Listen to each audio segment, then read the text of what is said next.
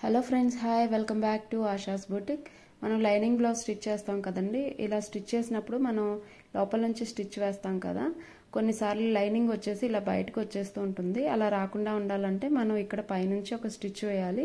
మనం హెమ్మింగ్ చేస్తాం కదా, సేమ్ అదే థ్రెడ్ తోటి మనం హ్యాండ్కి కూడా స్టిచ్ చేయాలి. అది ఎలా చేయాలో ఈ వీడియోలో చూపిస్తాను, చూడండి.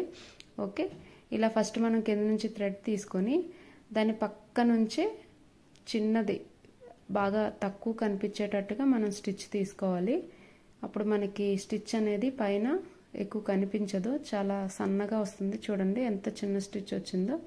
ఇదే విధంగా ఒకే లైన్లో ఫాలో అవుతూ చేయాలి. మనకి లైన్ అనేది కూడా నీట్గా వస్తుంది. చూసారు కదా, ఇలాగా కొంచెం కొంచెం గ్యాప్ ఇచ్చుకుంటూ చిన్న చిన్న కుట్టు వేసుకుంటే మనకి క్లాత్ అనేది బయటికి రాకుండా ఇక్కడ స్టక్ అవుతుందన్నమాట. ఓకే, ఈ వీడియో మీకు యూస్ఫుల్ అవుతుందని అనుకుంటున్నాను. ఈ వీడియో యూజ్ అయితే ప్లీజ్ లైక్ చేయండి. చూసారు కదా, ఇదే విధంగా మొత్తం హ్యాండ్ రౌండ్ అంతా కూడాను మీరు స్టిచ్ వేసేసుకుంటే క్లాత్ ఇంకా కంప్లీట్గా బయటికి రాకుండా ఉంటుంది. ఓకే, చూసారు కదా, ఒకే లెవెల్ పెట్టుకొని మీరు స్టిచ్ వేసుకుంటే చాలా నీట్గా వస్తుంది. ఇదిగో ఇలా హ్యాండ్ అంతా మనకి బయటికి ఇలా కనిపిస్తుంది, అసలు స్టిచ్ వేసినట్టు కూడా ఉండదు. ఓకే, లోపల మనకి ఇలాగా థ్రెడ్ కనిపిస్తుంది అన్నమాట.